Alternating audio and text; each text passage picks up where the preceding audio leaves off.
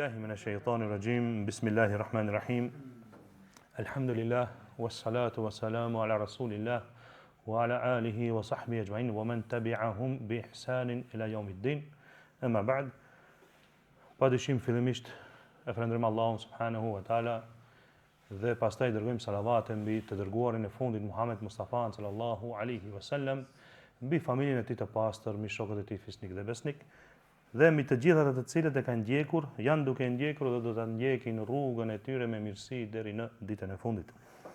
Sot me lejen e Allahut subhanahu wa taala do të mundohemi që ta shpjegojmë apo ta lexojmë fillimisht hadithin e radhës dhe pastaj të nxjerrim dobi prej këtij hadithi. Se ajo është poenta dhe përzgjedhja e këtyre haditheve, pra ka qenë që neve hadithet që i kemi ndëgjuar me siguri, një herë, dy herë ose më shumë herë, mirë po ndoshta nuk i kena marrë krejt dobit prej hadithit. Për këtë arsye edhe kena përcaktuar që ditëve të shtuna ta shpjegojmë këtë libër, pra librin e Riyadus Salihin të Imam Nevaviut, dhe të nxjerrim ato hadithe që i kanë dëgjuar ndoshta shpesh herë, të nxjerrim dobi të ndryshme që dietarët i nxjerrin nga vetë hadithi.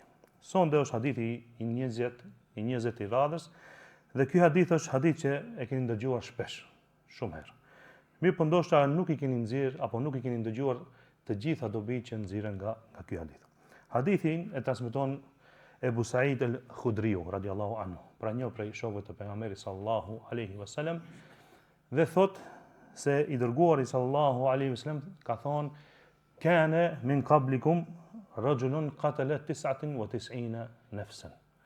Para jush ka qenë një person i cili ka vrarë 99 persona. Burr i cili ka vrarë 99 persona. Thot fesela an a'lama ahli al-ardh. Po i njëjti u pendua dhe pastaj ka pyet dhe ka kërkuar njeriu më të mençur, mbi tokë. Kështu është hadithi. Pra kërkoi njeriu më të mençur mbi tokë. Dhe ata e dërguan apo e udhëzuan te një ibadetxhi, te një rahin apo te një rahib, apo si më thon te një njeri i cili është marrë shumë me ibadet. Njeri mirë që është marrë me ibadet. Dhe shkoi ai, pra pasi i mor udhëzimet e njerëzve, shkoi tek ai. Dhe çka ndodhi? I tha se o filani ka vrarë 99 persona, a ka tauba për këtë person? Ky person që ka bërë këtë krim të madh, a ka tauba për to? Personi në fjalë që u pyet, i cili ishte ibadetxhi, normal te njerëzit mendojnë shumica e njerëzve se ku personi është takva dhe është ibadetxhi dhe izolohet prej njerëzve dhe merret vetëm me veten e tij dhe bën shumë ibadet Allahut shumë radh, mendojnë që njerëzit në shumicën e rastet mendojnë që ai din, ka dituri. Në këtë rast ka qenë e kundërta. Ai më vërtet ka qenë njeri i cili ka adhuruar Allahun shumë. Ka qenë njeri i izoluar nga vetë njerëzit, vetëm që ta bën ibadet Allahun subhanahu wa taala. Dhe kur e kanë dëgjuar ky njeri i izoluar që nuk është përzi me realitetin e njerëzve, përgjigjja e këtij ka qenë e mangët dhe e gabuar. Dhe çka i ka thonë? Ka thonë: "Jo, ke vrarë 99 persona dhe ti do taube." S'ka taube për ti. Ai pastaj e vret edhe këto i bën 100 të plota. Para se me vazhdu me hadithin, mjafton të nxjerrim disa dobi prej kësaj. Prej dobive që dietarët e nxjerrin para se me fillu hadithin, thonë që i dërguari sallallahu alaihi wasallam na ka bërë qartë që fen e ka shpjeguar apo imanin e sahabëve u ka shtuar edhe me tregime të ndryshme. Pra është e udhës që besimtari jo vetëm të flet halal dhe haram, por të bën nxitje edhe me tregime të ndryshme të cilat janë të vërteta, sidomos kur tregimet i tregon kush? I dërguari sallallahu alaihi wasallam. Pra kjo një dobi. Dobia tjetër është se njeriu nuk i lejohet të flet pa dituri. A kjo do të ndërlidhet edhe me pjesën më poshtë. Pastaj prej dobive tjetër, çka është më rëndësi të cekët vëllezër, është që njeriu duhet ta dinë se si të sillet me personin i cili ka bërë krime të mëdha. Është më rëndësi njeriu të cilit i vjen ndonjë person i tillë, i cili ka bërë gjinare të mëdha, dhe tash aty ju ka kujtuar se do të pendohet. Nuk pritet ky njeriu me vrasësi. Nuk pritet ky njeriu me jo mëshirë, por duhet me mëshirë pritet. Sa i vetëm se ka nis rrugës Allahut, ti duhet t'ia leçojsh, jo ti vendosish një mur barrierë të madhe që ai pastaj të bën çka që e bëni personin fjalë, pra e vrau edhe kët ibadetxhiu.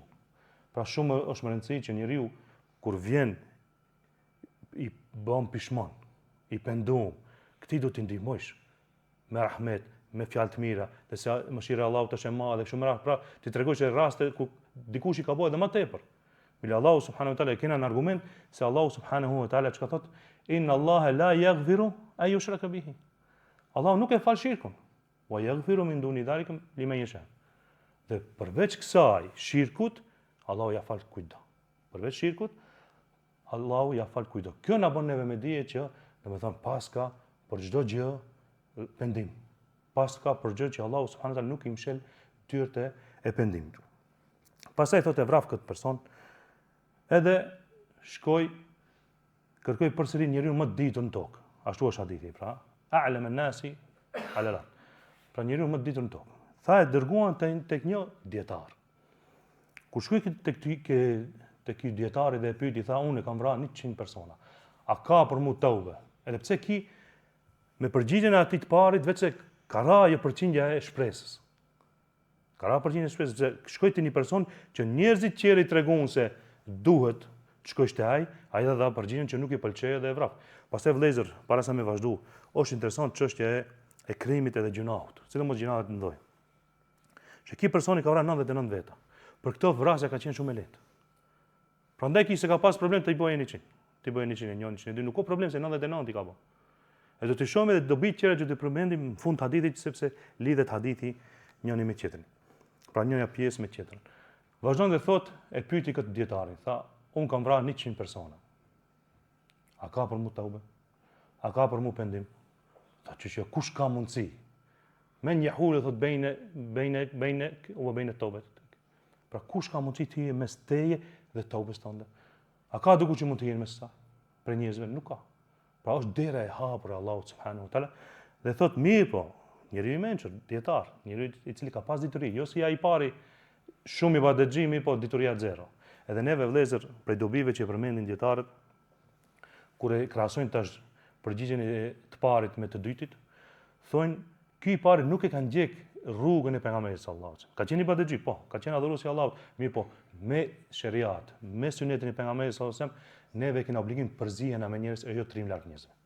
Përveç rastet të caktuara kur mo nuk ka hajër, siç është hadithi që duhet më marr një kopë me deve të shkosh larg. Kur mo sherri është i parapër shumë. Mirë po, përndryshe i dërguari sallallahu alaihi wasallam ka thonë, ai i cili përzihet me njerëz, ai i cili përzihet me njerëzit dhe i duron mundimet e tyre është më i hajrit se sa ai personi i cili nuk përzihet me njerëz, pastaj edhe nuk ka mundime. E ky pari këtë ka bë, izolim total.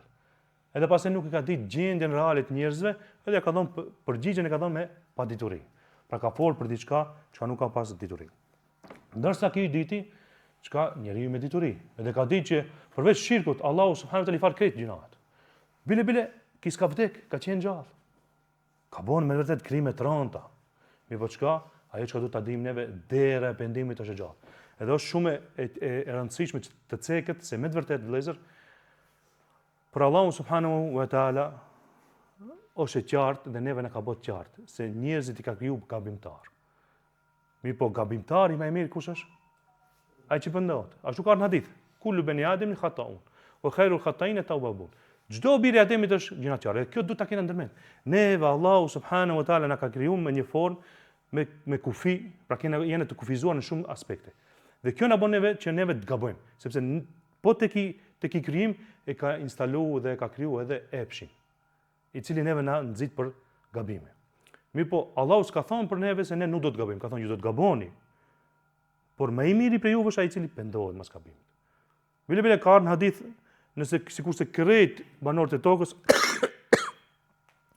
sikurse krejt banorët e tokës ishin jo gabimtar, Allahu do t'i shkatronte të gjithë, do të binte popull i cili do të bënin gjina dhe do të kërkonin falje. Këtu shifet ai relacioni mes Allahut dhe krijesës. Prandaj kjo është shumë e rëndësishme të kuptohet se ne të gjithë jemi gabimtar, por më i miri për ne është ai që i kthehet Allahut subhanahu wa taala. Vazhdon dhe thotë ky, pra për asaj diturisë që ka pas ka thonë, për ty ka tobe, mirë po. Nëse do me të vërtet pendohesh, largohu prej këtij vendit ku ka krim, ku ka zullum, ku ka të keqe, sepse jeton në një popull në të cilin popull është përhap sherri shumë. E keqja është më të madhe atje. Duhet largohesh prej këtij vendi. Edhe prej këtu nxjerret kjo dobi se njeriu nëse do të pendohet, duhet paqëse të largohet prej shoqërisë keqe, prej vendit të keq, në një vend ku ai i mundsohet pendimi. Pse? Nëse flasim për personin fjalë, i cili ka vrarë bilenjoni prej dietarëve, hoxhallarëve të bashkëkohor të mëdhej, që është i njohur, kur i shpjegon këtë hadithin thotë, nëse jemi në një vend ku vrasja është normale, ti ndoshta je më i miri prej tyre. E duket vetë që je më i miri. Çka ke vrarë 100, ai që ka vrarë 200, ai që 500, ai që 600, kupton? Ti je më i miri prej këtij. Se çështu është vendi. Edhe gjunaja është çështu njëjtë. Prandaj kena patjetër të largohemi prej vendit ku ka të keqe. Të largohemi prej vendit ku ka gjunahe. Shkojmë në një vend ku ka njerëz të mirë, njerëz që urdhërojnë në të mirë, ndalojnë prej të keqes, njerëz që janë shumë më të mirë. Edhe është gabim njeriu të krahasohet me njerëzit që kanë më poshtë se ai, se asnjëherë s'e përparon. Por duhet shkojë në një vend ku njerëzit i bëjnë dobi atij. Ku njerëzit çka atë e bien përmendsh dhe kthejnë tek Allahu subhanahu wa taala. Vazhdon hadithi kështu. Thot nisi ai për atë vendbanimin të cilën ai personi e bën irshad, pra e udhëzoi. Tha shkon në vendin aty ka njerëz që ka adhurojnë Allahun dhe ti adhuro Allahun bashkë me ta. Pra shkon në një vend ku ti do të bën dobi dhe ik prej vendit të keq, prej vendit ku janë njerëzit e këqij dhe bëjnë vepra të këqija. Edhe thot tash, vazhdon hadithi dhe thot u nisaj. Mirë po, në mes të rrugës dikun të çka i erdhi vdekja. E tash, besimtarit, kur i vjen vdekja, i vjen me lekët, pra ëngjëjt e rahmetit. Jo besimtarit, kafirit, i vjen me lekët e azabit apo ndëshkimit. Tash, këto se kanë ditë, kanë ardhur të dyjat. Edhe kanë nisë një farë polemike mes me lekëve. Këto kanë thonë, ka thonë ki u pendu. Ne du ta marrim, këto thonë, ki është pendu në vërtet, ama ala asnjë vepër të mirë s'ka po. S'në shkoj të bëj vepra të mira, në mes të rrugës diç. Ka rivajet që Allahu subhanahu wa taala ka dërguar një melek tjetër në formë njeriu, që të vjen gjikon mes tyre. Edhe u ka thonë se nëse pra do ta matni ju largësinë mes këtij edhe vendit prej ku ka ik, vendit të keq, edhe mes këtij vendit ku a dash të shkoje, vendit mirë ku adhurohet Allahu subhanahu wa taala. Edhe kanë mat ato, mirë, po para se me mat, në rivajet të vërtet në Sahih Buhari ka ardhur se Allahu subhanahu wa taala tokës ku janë njerëzit e mirë, ku vend mandimi mirë ka thonë, oj tokë afrohu. Kësaj tokës tjetër prej ku ka ik, ka thonë ti largohu. Kjo është për mëshirës Allahut subhanahu wa taala. Ka dashur këtij robi, edhe pse ka vendosur ligj që ta matin me lekët largësinë. A është më afër vendit ku është vendi pendimit, apo është më afër vendit ku e ka kry krimet dhe gjunahet, tokës i ka thonë ti afrohu, ti largohu. Që dalë thot shibër, në rivajet ka ardhur shibër, një plan. Ka qenë më afër tokës së pendimit. Bile në rivajet tjetër, në një transmetim tjetër thot, ki ka qenë një gjoks më afër atje. Është hedhur, kur ka ardhur vdekja, ka dash është hedhur që ti se më afër tokës së pendimit. Dhe kështu, domethënë e marrin e masin dhe e shohin që është më afër tokës së pendimit edhe e marrin me lekët e rahmetit. Dhe kështu përfundon edhe hadithi. Pra ky hadithi kaq është, mirë po çka dobit prej këtij hadithit janë të mëdha. Prej dobive që do t'i përmendim është se tham fillimisht e para është mirë që njeriu kur bën vet. Pa marrë parasysh është hoxh apo nuk është hoxh, të përmendë tregime ndryshme. Bëhet më e kapshme. Bëhet më e kapshme për atë i cili dëgjon. E dyta, nuk lejohet të flitet me padituri. Për shkak se të flasësh me padituri i bie që ti ndoshta njeriu e çon çka të bën vepra të këqija dhe më të mëdha. Sikur se ndodhi rasti me këtë person. Pra, prej paditurisë dhe fetvasë së gabuar ai u bë viktim, edhe çka ky personi e shtoi edhe një vrasje. I bëni 100. Pastaj në krahasim kundra kësaj të flasësh me dituri sikur se foli ai dietari, ai tregoi se me të vërtetë mëshira e Allahut subhanahu wa taala është e madhe dhe për ty dera e pendimit është e çelë. Derisa ke shpirt, ti mund t'i kthesh Allahut subhanahu wa taala me pendim të mirë, po prej diturisë që e pa ai i tha edhe duhet të largohesh. Nuk mjafton vetëm pendimi. Se ti për shembull ti pendohesh në vend të keq, ti mund të pendohesh. Mi po i ke shumë vrasje ndodhin, shumë shok i keq që vrasin, edhe të shtin me vrap prap. Pra do me pendohesh. Pendimi, dëshira jote për të penduar është e madhe, është e qartë, ose sinqert para Allahut, mirë po, nëse vazhdon qëndrosh në atë vend të keq, prap ke me bë njëjtin gabim.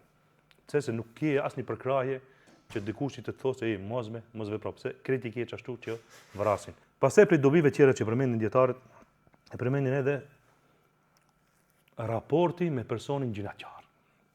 Këtu kuptohet që raporti me personin gjinaqar duhet të jetë me rahmet, me mëshirë, me butësi, me urtësi, edhe t'i jepet shpresë atij. Pra ti me atë ai është personi i cili ka bosh shumë krim të rënd, ka vrarë 100 veta apo 99 rastin e parë. Me këto nuk shkuhet me shpërsi. Nuk shkuhet t'ja hupi shkëtë shpresë, që ndodh çka ndodhi. E prapë edhe atë personin.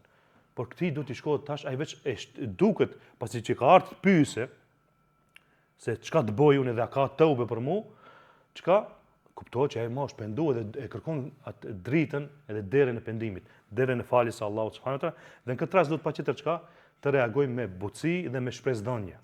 Se mëshira e Allahut është e madhe, mëshira e Allahut e ka planë çdo gjë, e ka kaluar çdo send, dhe përveç shirkut Allahu fal çdo gjë e kështu me radhë. Pra, jo që t'ja bëjnë të vogël krimin që e ke bë. Mirë po të flasim vetëm këtë rast, duhet të flitet vetëm për mëshirën e Allahut subhanahu wa taala, sepse ai është nis as drejt asaj rruge. Dhe për këtë arsye themi se njeriu i cili është gjinaqar nuk i shkohet me ashpërsi, se vetëm është e ka mblu gjinahat atë. Ai vetëm është në errësirë të madhe. Ti duhet një dritë të rahmetit, një dritë ta ndriçosh, ti thoshë ka një derë çaqe që edhe ty të pranon. Edhe pse je, domethënë në errësirë të madhe, mi po çaj dera është edhe për ty.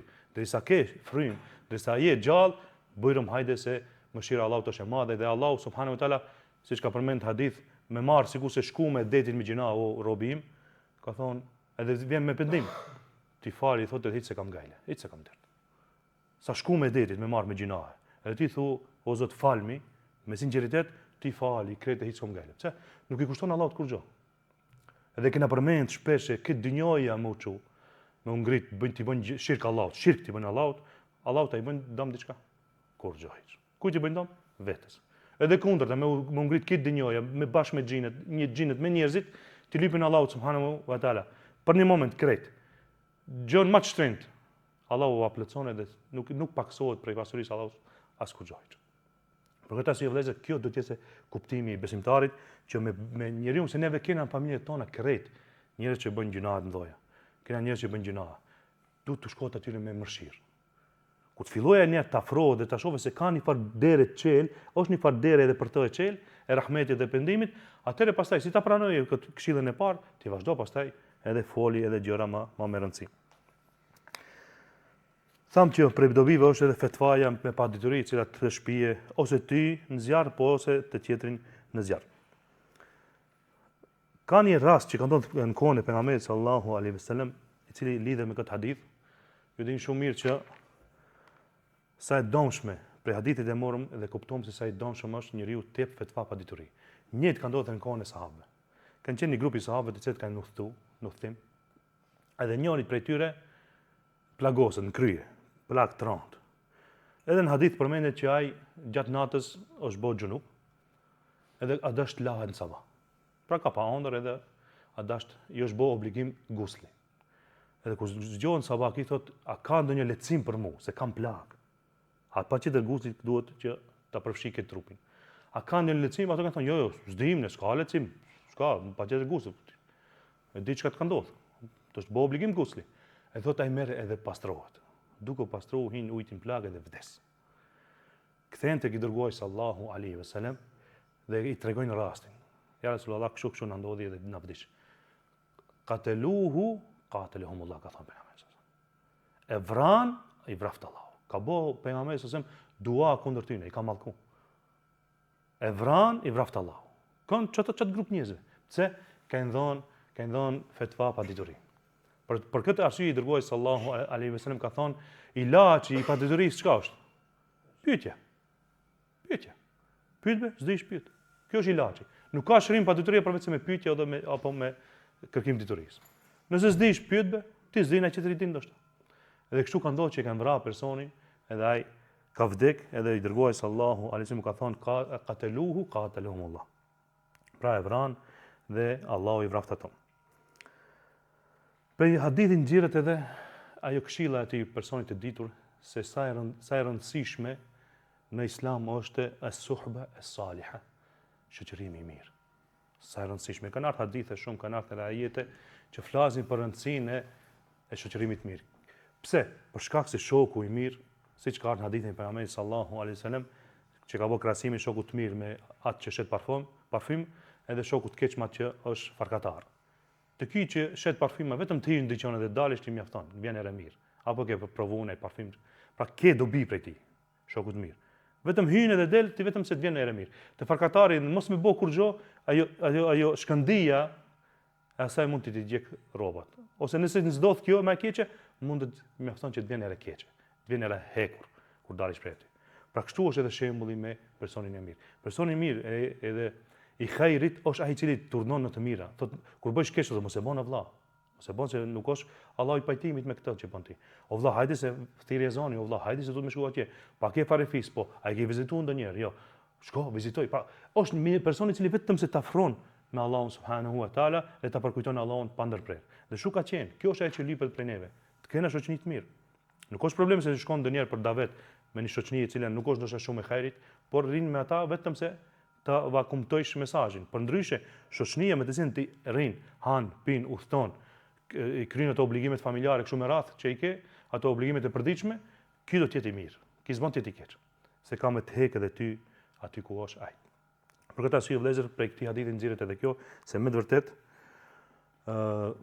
dobi e rëndësishme për këtij hadithi është se me të vërtet njeriu duhet ta ndron shoqërinë e keqe dhe të shkonte shoqërimi i mirë.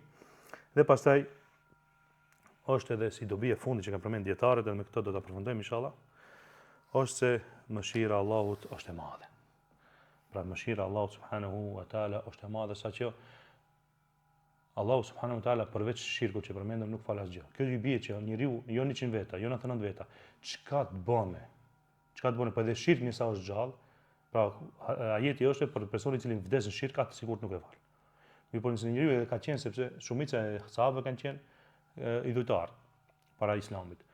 Mirë, po kur ka ardhur Islami, ato i kanë nxjerrë prej errësirës drejt, pra prej errësirës së adhurimit të gjërave të kota në adhurimin e Allahut subhanahu wa taala, i cili është i vërtet dhe i cili është i pamarrim dhe pa fund, pa fillim dhe pa fund. Për këtë arsye vëllezër, rahmeti i Zotit është i madh. Edhe neve si besimtarë duhet ta kena parasysh gjithmonë se shejtani i ka ato intrigat e veta, i ka ato hapat. Nuk vjen shejtani asnjëherë neve të na thot pi alkool, bën zina, bën këto, bën shirk. Shumë direkt s'vjen, se ai ka përvojë shumë vjeçare. Pra prej kona Ademit alayhis salam që është mallku dhe nuk i ka rënë Ademit alayhis salam deri sot është gjallë. Dhe ka përvoja me njerëz ndryshëm, kategori ndryshme të njerëzve, mendësia ndryshme të njerëzve. Mirë, po çka bën shejtani? Shejtani din diçka që në zemrën e besimtarit është zbulitur fort, ajo urrëtia e mëkatit të madh. Çdo besimtar i mirëfillt e urren që të bën mëkat, të mëkaton mëkate të mëdha. Se din se ka dëshkime për to dhe se Allahu nuk është i kënaqur. Mirë, po çka bën shejtani? Edhe këtë do të kena kujdes, se mund t'i ndodhe çdo kujt. Dhe kam pasur në raste me njerëz të ndryshëm që kanë falë 5 kohë të namazit, kanë qenë njerëz të xhamieve, kur tash nuk janë ashtu. Pse? Ka ndodhur një gjina. Edhe kanë nxjerr prej rrugës komplet. Për këtë arsye shejtani vjen me hapa. Edhe kur njeriu personi bën një gjina të madh. Metoda më shumë që përdor shejtani me to është se ti mo kry puna jote. Si do dalësh vëllezërve, si do kallëzosh më. Kush ti deri tash ke qenë, domethënë person 5 kohë namaz li, nuk e bë gjinat mëdha, nuk e bë këtë, nuk e bë këtë, tash e veprove gjinajën e madh. Për ti nuk ka më tobe. Edhe nëse ka tobe, si do dalësh njerëzve përpara. Pra, shkon me gjëra të cilat ti ndikojnë shumë. A ne e dim, këtë ne vedim që dera tobës është e çel. Kretë di.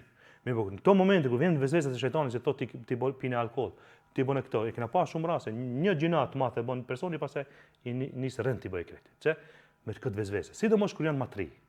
Pra mosha që janë matri këto, djemt këtu bin. Te kjo sprov bin shumë.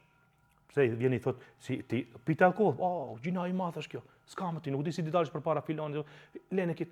Pia, më shumë shko edhe kënaqë dhe bëni kët. Pse kjo është metoda e shejtanit. Prandaj ne duhet të jemi të kujdesshëm se Allahu subhanahu wa taala na ka garantuar që ne do bëjmë gjina. Na ka garantuar. Kretë do bëjmë gjina. Qofshin ndoje, qofshin vogla. Mirë, po çka? Puna është pasi të bëjmë gjina, të jena për atë që i kthejnë Allah dhe kërkojnë taube dhe Allah i fal. Allah i fal gjinat, Allah na fal gjinat që i kemi dhe na mundson që të japim shpirtin Allahut subhanahu wa taala me fjalën la ilaha illallah të pastër, ashtu siç ka ardhur në hadithin e pejgamberit sallallahu alaihi wasallam, Zot na pastron me ujë, me borë edhe me breshër. pra tjera të pastër ku ta dorëzojmë shpirtin para Allahut subhanahu wa taala. Wa subhanakallahumma wa bihamdika ashhadu an la ilaha illa anta astaghfiruka wa atubu ilaik wa akhir da'wana alhamdulillahi rabbil alamin.